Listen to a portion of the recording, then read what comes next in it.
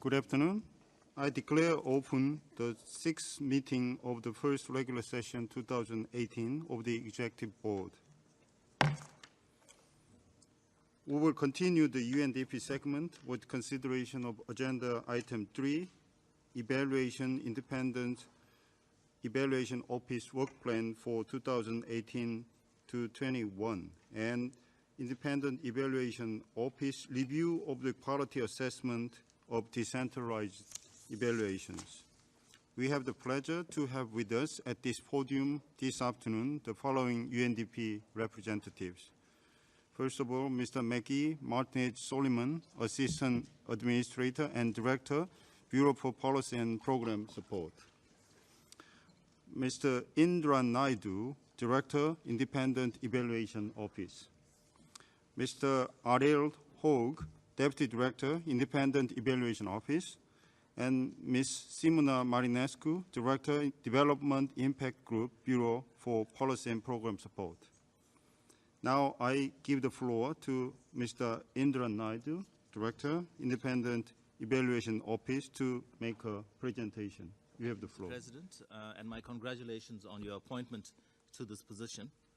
A warm welcome also to the newly elected Vice Presidents, Her Excellency Ms. Basina Kadara of the Republic of Albania, Mr.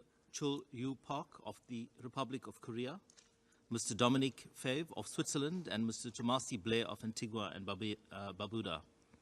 I would also like to take this opportunity to acknowledge and add my thanks to the outgoing Board Bureau under the strategic leadership of His Excellency Mr. Ib Petersen of Denmark. I acknowledge the presence of Assistant Secretary General Mr. Magdi Suleiman Martinez and UNDP colleagues. This morning, it is my pleasure to introduce to you the 4-year plan of the Independent Evaluation Office of UNDP.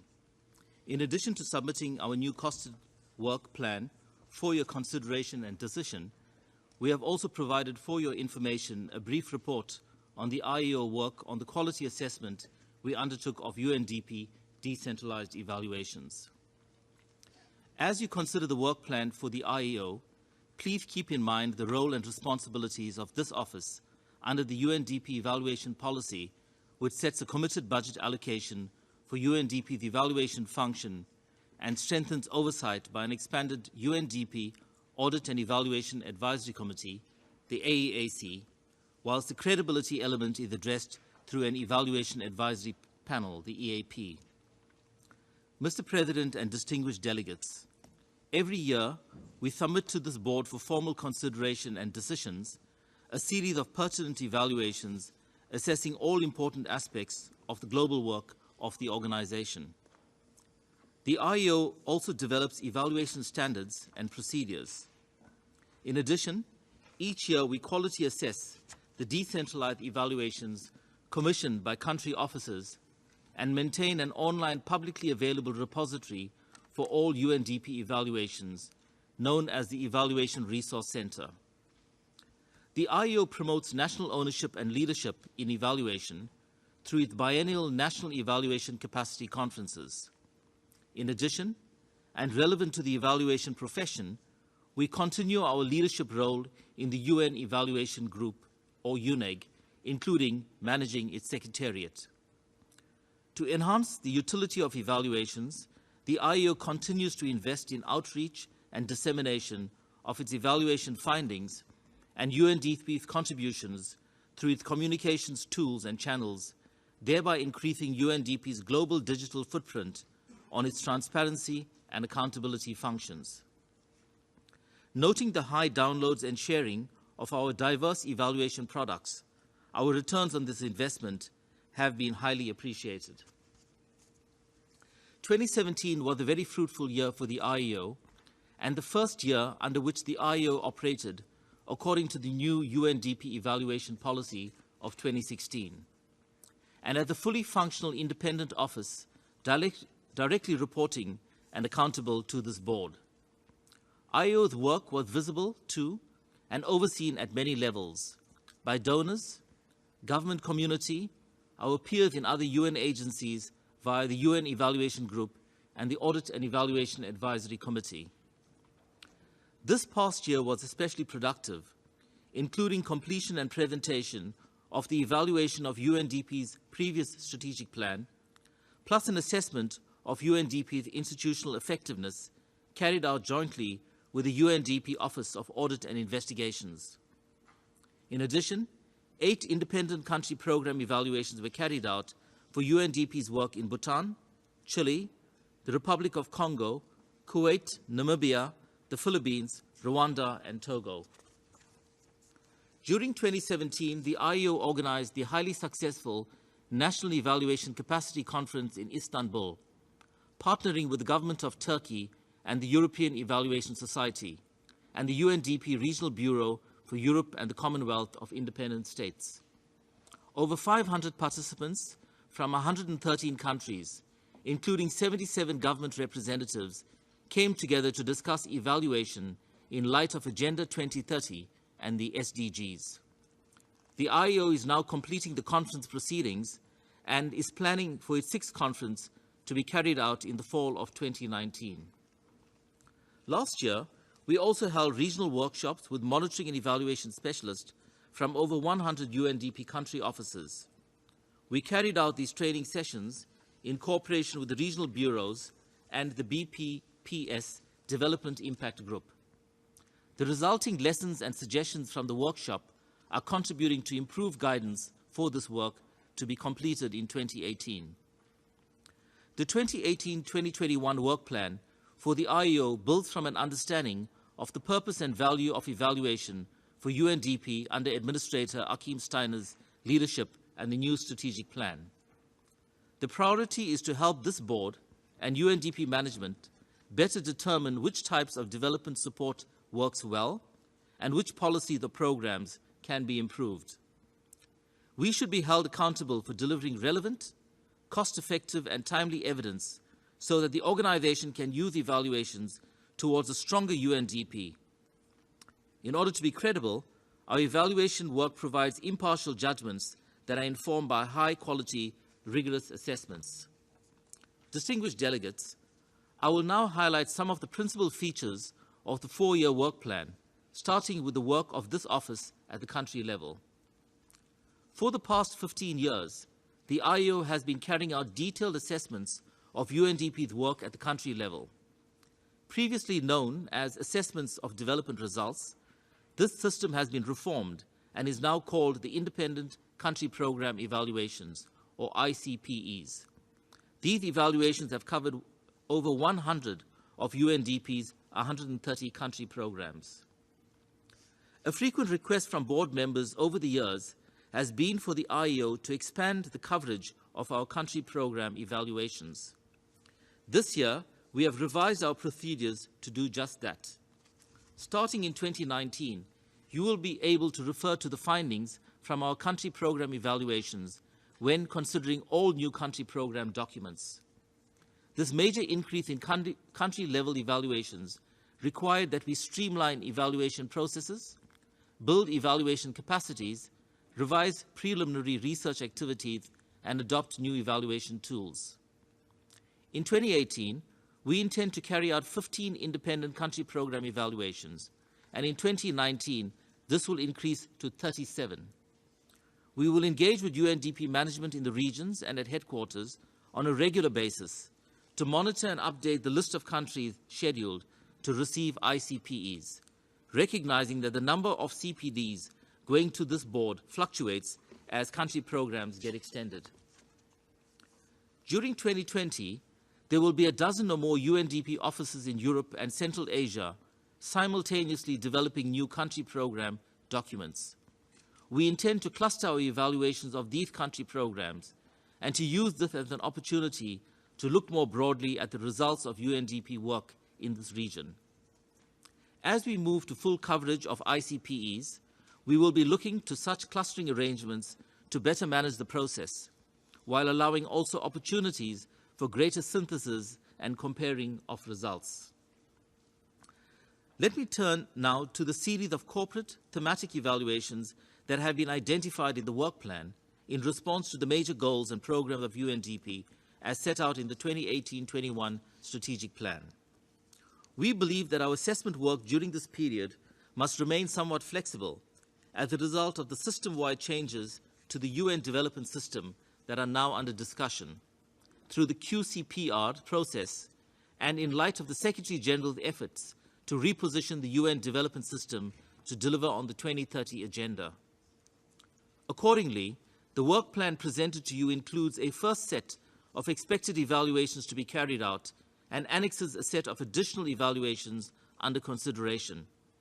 We invite management and board suggestions for other aspects of UNDP's work to be evaluated during this 4-year cycle. The first evaluation that will come to the board at the second regular session later this year is focused on the support that UNDP provides to other UN agencies through pool financing and operational services. We believe this topic ties well into concerns and needs of the SG's repositioning paper, helping to identify and strengthen UNDP's role and value added, serving as an anchor and integrator for the UN at the country level, even as the RC system gets restructured. A second evaluation coming to the board next January is focused on UNDP's work on poverty reduction and social protection. This evaluation builds on the results of an early evaluation on this topic and responds to board member interest for the IEO to pay special attention to UNDP poverty-reducing programming. The third thematic evaluation in our proposed series is a review of the 2016 evaluation policy, which is included based from the board decision where the policy was approved, to conduct such a review in 3 years' time. Also of note, the IEO intends later this year to commence an evaluation of UNDP support to vulnerable developing countries for disaster risk reduction and climate change resilience. This office last considered UNDP support to disaster risk reduction and recovery in 2010. UNDP has since restructured and expanded its disaster risk reduction and climate resilience support. The focus of the evaluation will be UNDP support to countries that are especially vulnerable to climate shocks, including and especially small island developing states. UNDP has indicated it is shifting from being solely a direct funding partner towards being an organization that leverages development by helping to create a better enabling environment for private sector funding. This approach will increasingly provide services to help mobilize private capital and other investment for country development. We intend during 2020 to evaluate the extent to which UNDP is achieving these ambitions, forging effective partnerships with the private sector, and leveraging greater access to private capital in support of national partners. At the end of the cycle, the IEO will submit to the Executive Board a comprehensive evaluation of UNDP's institutional effectiveness and results under the strategic plan. By way of evaluation topics, let me lastly add that, following inputs from our informal session with the board last week, I have reached out to my fellow Evaluation Office directors at UNICEF, UNFPA, and UN Women to begin discussion on collaboration and eventual joint evaluation activities focusing on the common chapter in the strategic plan of our respective organizations. Mr. President and distinguished delegates, let me now turn briefly to the decentralized evaluation report that we submitted for your information. The report was developed in keeping with requests from this board to strengthen the decentralized evaluation function of UNDP and to periodically update the board on progress in this regard. The IEO quality assesses this work and sets norms and standards and guidance for this work. In 2016, the total combined budget of the 170 evaluations commissioned by the bureaus and country offices was $4.8 million. According to our assessment, 27% of these evaluations met required standards, whilst 47% had minor issues. 26% of evaluations had significant issues and fell short of UNDP standards. The quality of evaluations varied across regions, and cross-cutting issues were found to be the weakest part of the evaluations. Please note that in 2017, the number of decentralized evaluations carried out has increased to 350. The assessment of these evaluations will be presented to the board annual session in June as part of the annual report on evaluation. As a closing to these remarks, please note that the budget presented in the work plan built from the budget set out in UNDP Integrated Resources Plan and Integrated Budget Estimates for 2018 to 2021, adopted together with the new strategic plan. The proposed 4-year budget sets out a total of $42.1 million for the work of IEO, or approximately $10.5 million per year.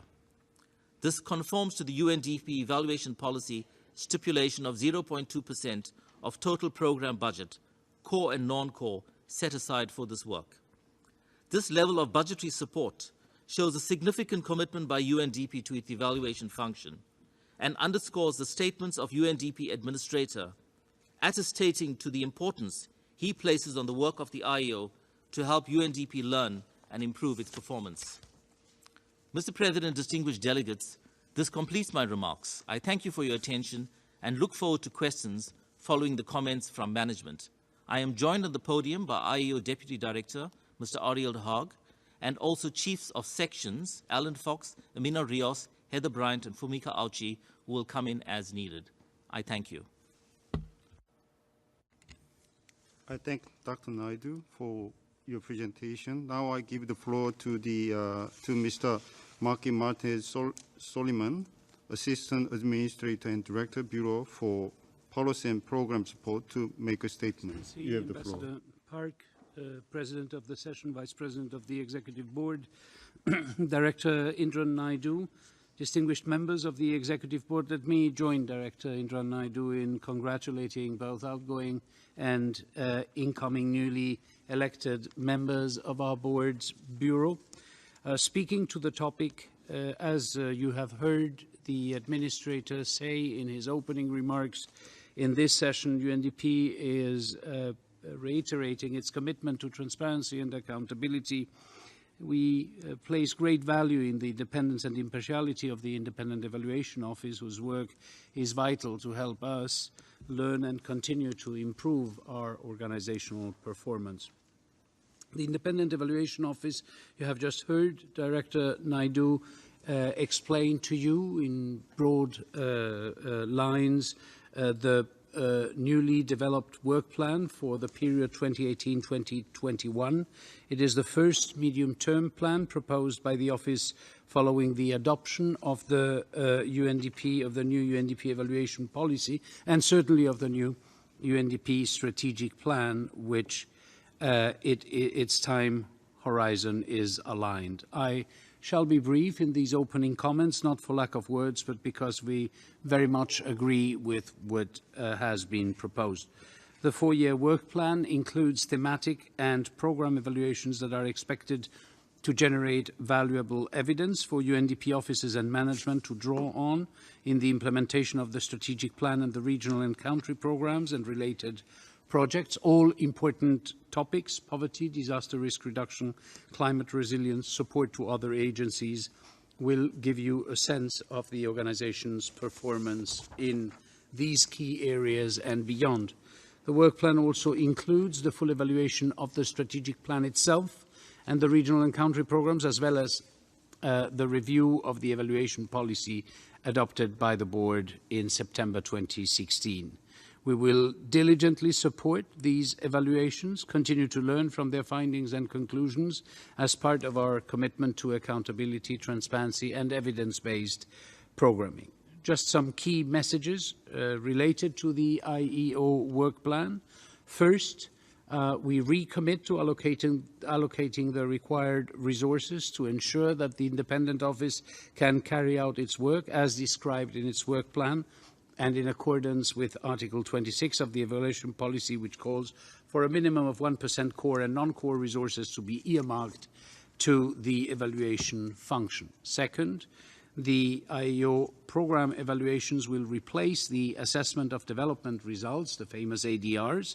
Independent country program evaluations will be carried out for all UNDP country programs prior to the new country program documents being submitted to the Executive Board, as you have requested yourself, our board, in your decision 2015/8. Third, we look forward to the systematic quality assessment of decentralized evaluation and, of course, to the improvement of the quality of these decentralized evaluations, which the IEO resumed in 2017 and which will help us identify recurrent issues with the evaluability of our projects and the still present capacity gaps in managing evaluations and implementing them. Let me finally thank Director Indran Naidu and his team in the Independent Evaluation Office for developing this comprehensive work plan and for the valuable support extended to my team and to UNDP by and large in strengthening the decentralized evaluation function and delivering quality work all along. Thank you very much for your attention. I thank Mr. Martinez-Soliman for your statement. And now I would like to open the floor for comments and questions from the member of the board and other member states. Now, at this moment, I have one request of the floor from Switzerland. Now, you have the floor. I make this statement on behalf of Australia, Austria, Belgium, Canada, Denmark, Finland, France, Germany, Ireland, Israel, Italy, Luxembourg, Netherlands, New Zealand, Norway, Sweden, the United Kingdom, and my own country, Switzerland. We welcome UNDP's first multi-year evaluation plan based on the new evaluation policy.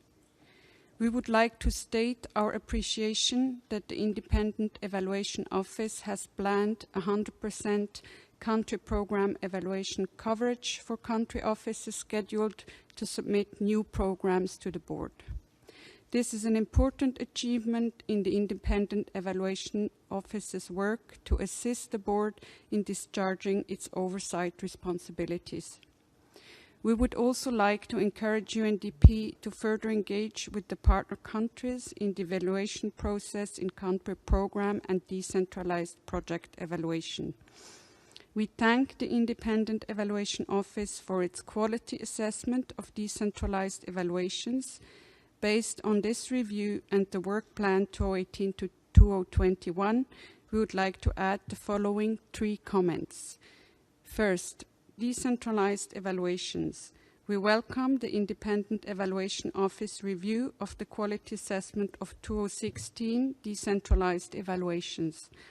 While there have been improvements since the review of UNDP's evaluation policy in 2014, we are concerned that out of the 170 evaluations reviewed, over 2/3 of evaluations have not reached a fully satisfactory rating. What's more, 44 evaluations at the combined cost of over $1 million were considered unsatisfactory. This is a cause for concern, and we would urge UNDP to redouble its efforts in this regard. The quality of evaluators was mentioned as an area for improvement. Could the IEO elaborate on the extent to which this was a problem leading to less than satisfactory conclusions? Does this point to gaps in the procurement system for consultants or to other issues? We take note of the efforts to strengthen support for decentralized evaluations. We welcome the initiative by the Independent Evaluation Office to continue this assessment process to provide a comparison of evaluation quality and to monitor if the wide range of activities to support country offices in their evaluation capacity leads to an improvement of the quality. In this regard, we would like to inquire whether UNDP is planning to set targets for specific levels of improvement in future years.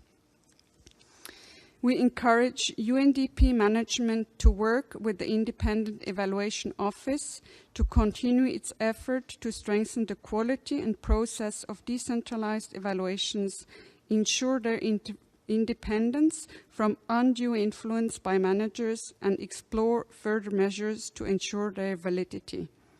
Furthermore, we welcome increased collaboration with other UN agencies on quality assurance of decentralized evaluations as stipulated in the new UNDAF guidelines.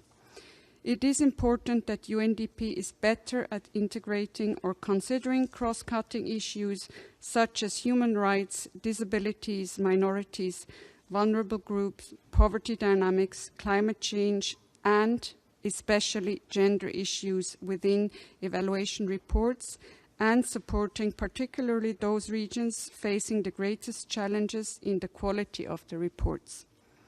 Second, joint evaluations and system-wide approach. We welcome the Independent Evaluation Office's goal to maximize coordination and joint activities with other independent oversight units within UNDP and throughout the broader evaluation and oversight community. In this regard, we also welcome and look forward to the evaluation of UNDP's interagency financing and operational services planned to be presented to the second regular session later this year. This year's revision of UNICEF's evaluation policy offers an excellent opportunity to share UNDP's experience gained from its previously revised evaluation policy. Collaborative approaches are critical to fulfill the Sustainable Development Goals. In this context, we support both UNDP's plans to evaluate European portfolios as a cluster and the thematic areas identified for future consideration. We encourage UNDP to elaborate their plans for further thematic evaluations with a particular focus on institutional effectiveness and on linking resources to results. We also emphasize the inclusion of the 2030 Agenda more explicitly in the corporate evaluations. The new strategic plan of UNDP and the recently published report of the UN Secretary General on the repositioning of the UN development system to deliver on the 2030 Agenda pursue a more system-wide approach. The Independent Evaluation Office is invited to clarify how it will engage with sister functions in UNICEF, UN Women, and UNFPA to evaluate the common chapter of the strategic plans of UNDP, UNFPA, UNICEF, and UN Women with identical outcome indicators in 6 areas of collaboration.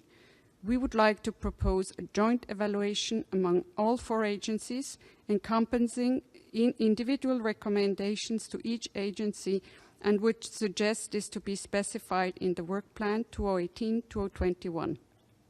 We also encourage UNDP to be more proactive in looking to do more joint country portfolio evaluations. The need for increased UN coherence and the modest scale of some country portfolios make for a strong case for joint evaluations in many cases. The report of the UN Secretary General notes that the goal to establish an independent system-wide evaluation unit to be administered by the Department of Management and directly accountable to the ECOSOC. We encourage the Independent Evaluation Office to support this unit and to work closely together on system-wide aspects as the work plan for 2018-21 is further developed.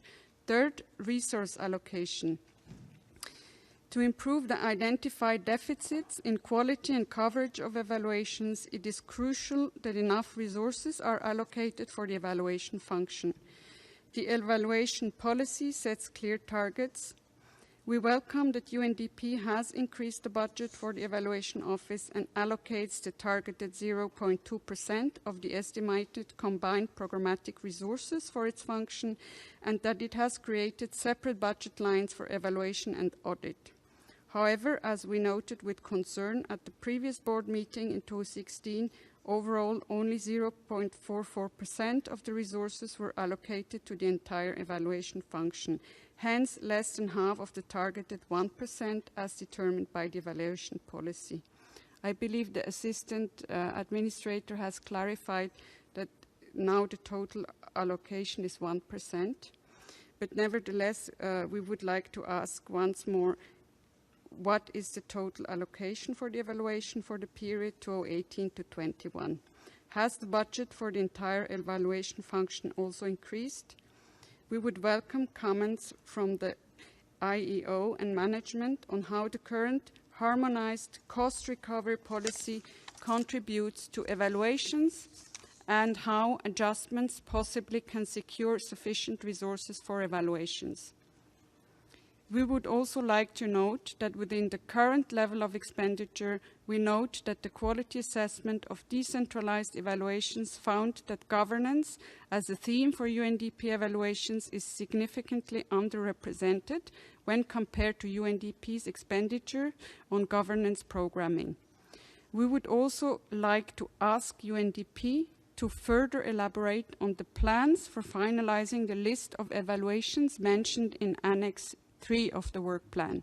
In this regard, we would wish to highlight our interest in having an evaluation on conflict prevention and recovery conducted during the strategic plan cycle.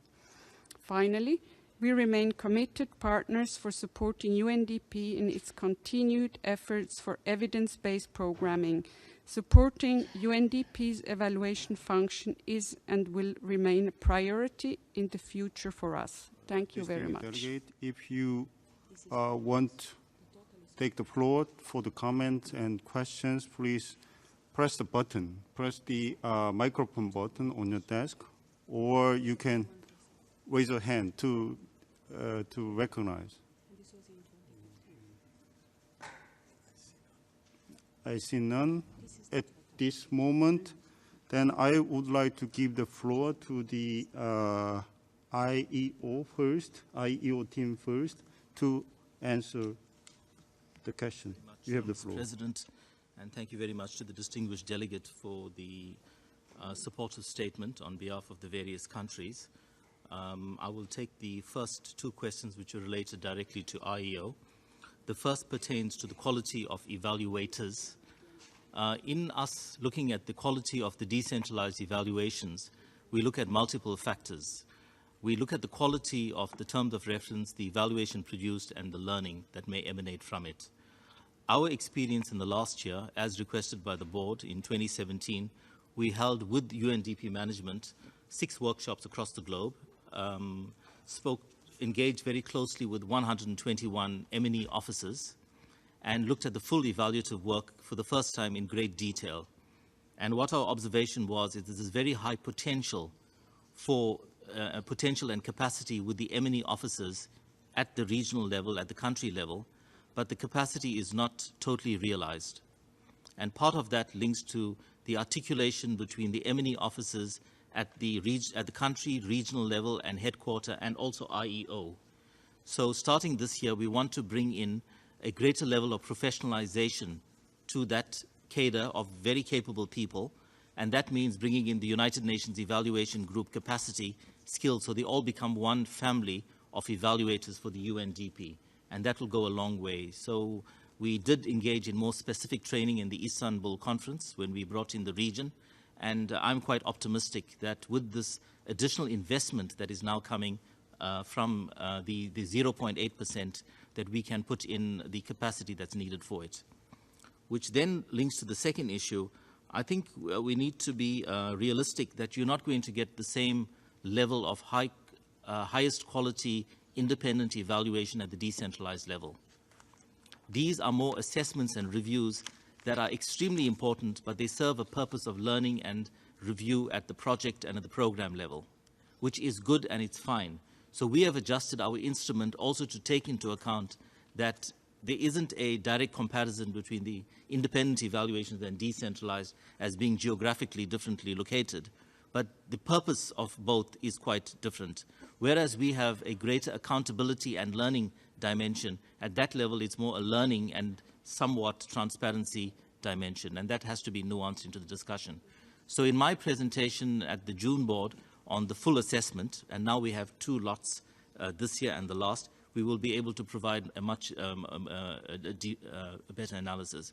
Whilst the percentages may appear to be a large percentage not being fully satisfactory, one needs to recognize that it was a very large number of evaluations that were considered, almost a doubling, and the instrument itself is quite rigorous. But we think it's fine because we have a baseline and we need to know where we're going to move. Which pertains to a question that this board brought up earlier, which was an update on the implementation of recommendations. So in the course of this year, when we provide an update on the implementation of recommendations. We'll be looking at all evaluations and reviews, and then able to see to what extent the organization is a learning organization. That's been a huge part of the work, but I'm confident with the budget and the commitment that will move forward. The second point related to the joint chapter, yes, we have begun discussions with the heads of the evaluation officers of these units, and we will have a special session where we will jointly present what we mean by a common chapter and what the review and evaluation is going to do. But what would also be critical is, from a governance point of view, is to work out where do these evaluations report, because as part also of what the SG is talking about in terms of harmonization, we need to also move away from working in the silos that we do also at the governance level.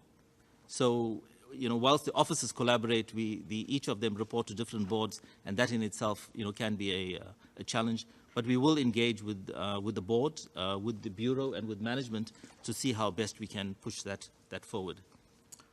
We agree with the more joint country portfolio evaluations. As best we can, we always engage with national counterparts to conduct our evaluation. But the reform of the work, moving from ADRs to ICPEs, previously we should take over a year at a cost of $180,000. We've now moved it to about 3 to 4 months with a cost of $90,000. But in that efficiency, it means we will get out all the assessments to you. So whereas previously this board in the last 6 years received 30%, between 25 and 30% of coverage, from this year you receive 100%. So with a very small increase in budget, we've moved to 100%. 15 this year, 37 next year. It's going to be quite huge. And we will share with you the evaluations. They're all in the public domain, and I think we will find it quite useful.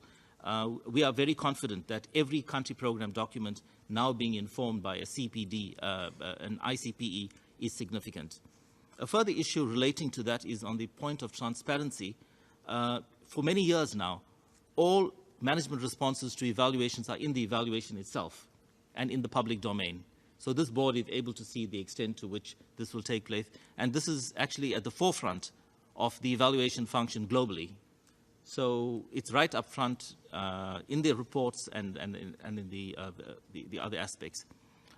So from the dissemination point of view, the Evaluation Resource Center has 3,500 reviews and evaluations. That's quite a sizable number. We have made it easier to use. You can now go in by region and country.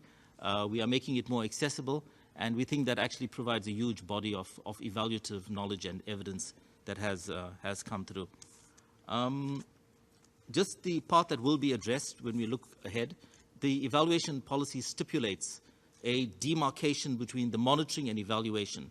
So we will be reporting on how we count the M and the E, but also counting the warm bodies.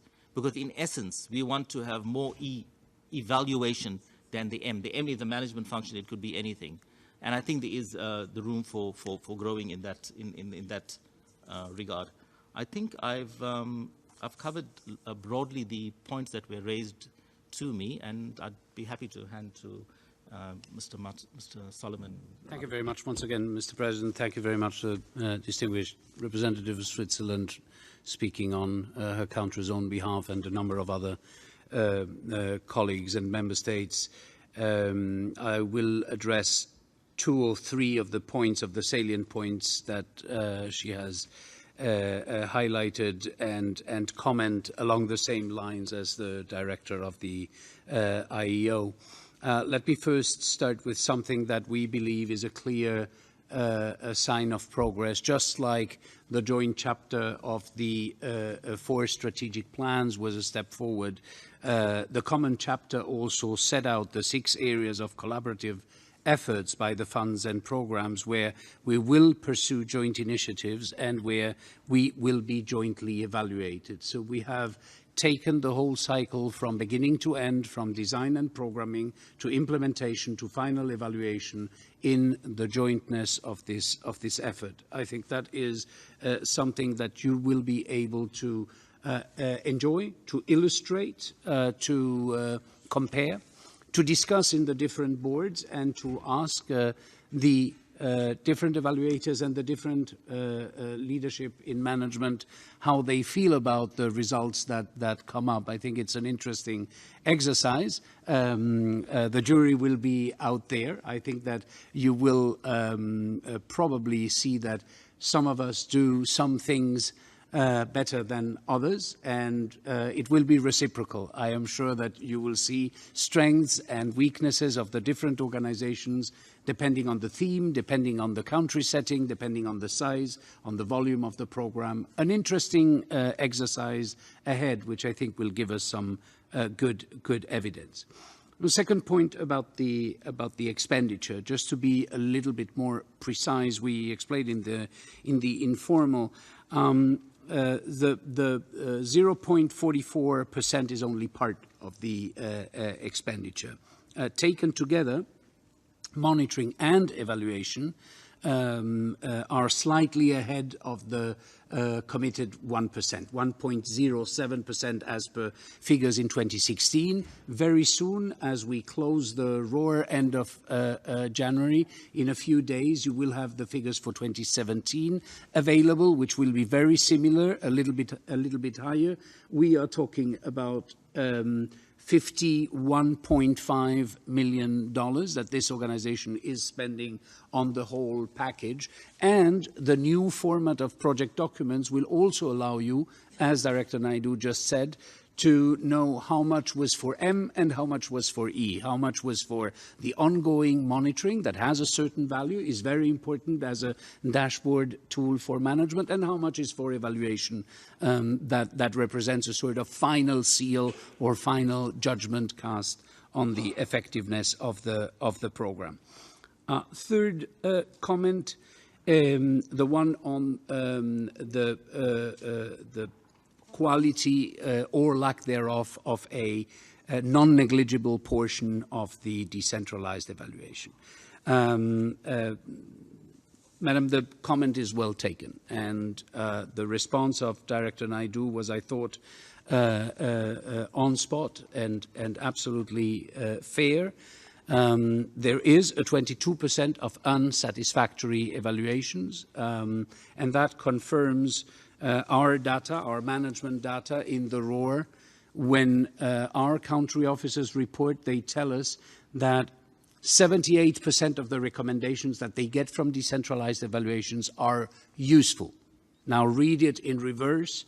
It means that exactly the same percentage, 22% of the recommendations that they receive from evaluators are not so useful. Now, let me deconstruct that a little bit, because the term unsatisfactory seems a little bit harsh for the different realities that exist underneath. Why is a decentralized evaluation qualified as unsatisfactory? One reason is because the evaluators made a very vertical assessment, but did not pay attention to cross-cutting issues. They didn't analyze gender impact, or they didn't look a little bit further into impact on key populations, especially vulnerable, people living with disabilities and so forth. That would already represent a reason for dissatisfaction. Second, because as I said, the recommendations have no utility or no relevance. Well-intentioned, maybe, thinking to propose something that could improve the programming, maybe, but simply inapplicable, cannot be done. Usually things that can be resolved with money that doesn't exist. Well, that is not a very good evaluation, but the causes are there. And the third is something that regrettably we cannot put on the evaluators themselves. Sometimes we ask evaluators to evaluate project documents that are very, very difficult to evaluate. The evaluatory material is not there. The quantitative measurements are not there, and that makes their work more difficult. But there are solutions for that. One, clearly not using in the future teams, evaluators, or companies that have proven ineffective or of low quality. Second, something that we need to do, better engagement with the evaluators so that we, from the beginning, are clear about what we want from them, draft good terms of reference, by the way. We have also agreed and made some progress in standardizing terms of reference and design of evaluation so that we can have across the board an increase in quality. I think that you will see this increase in quality next year, not only because we will stay away from individuals and companies that have not given us the quality we hoped for, or because we will engage earlier and standardize terms of reference, but fundamentally because together with IEO, we have undertaken a very serious training effort. And nothing better than training the evaluators who then are going to evaluate your programs without any reduction of their independence or professional qualification. On the contrary, helping them do their job better. So we hope that this will result in a figure that will be much better next year, where we hope to be able to present a reasonable percentage and a very broad majority of decentralized evaluations that will be termed satisfactory and appropriate to their means. We do agree that spending $1 million in unsatisfactory products is simply not acceptable, and that should not happen next year. Thank you very much. Just to terminology, because sometimes there's a varied understanding in the vocab that we use on this. When we are talking about the decentralized evaluations, we are talking about the assessments of the evaluations that have been commissioned by UNDP, which is done by consultants and not by UNDP. So that's the first point. The secondly, it's a level of oversight which the organization has, and if we want it to be better, we need to manage it better. And so UNDP has a role to play, largely through its M&E officers who help in the formulation of the terms of reference and the management in terms of how they use it. So we believe the investment that has happened for the first time actually last year jointly should continue, because if the M&E focal points understand better how to commission, direct it, what they request will be better, and then the quality of these evaluations are more likely to inform the organization. I think whilst 80% of recommendations may be useful, the fact that you got 1/5 which is not used is indicating that we're not probably getting the best value for money. So the full instrument and the details of the part is in our fuller report, but I just wanted to make that point of clarity in here. And we do believe that we're on the right path now in bringing those M&E people from the 121 countries as part of the evaluation family of UNDP, so there's a common understanding, and then they can work across. Thank you. Our question on how asking UNDP to further elaborate on the plans for finalizing the list of evaluations in Annex 3. If you could help us to clarify a bit how we should view that list and whether it's finalized or not, and what your plans are. We have been more detailed in year 1 and 2, 18 and 19 of the 4-year plan. We would need to get back to you, because this plan was also developed in the context of the UN reform, and some of those topics would have to be nuanced, also taking into account the joint evaluation. So we will come back to the board with further detail for each year's work plan. So when I present the annual report on evaluation, we will have a much more detailed proposal on that element. If that answers the question. I would like to open again the floor to the distinguished member of the board and observer state, and up to now I see none. So maybe last week we already exhausted a lot of several questions about this item, so there is no more request. So just before adjourning the afternoon meeting, I would like to inform the board that a draft decision on this item is being prepared, and we will revert to this item later to adopt the decision. And I wish to remind the delegation that we will proceed with informal consultations on draft decisions 5 minutes later in this room. And at 4:30 p.m., we will start the joint briefing of UNDP, UNFPA, UNICEF, and UN Women on cost recovery here in the ECOSOC chamber. The afternoon meeting is adjourned.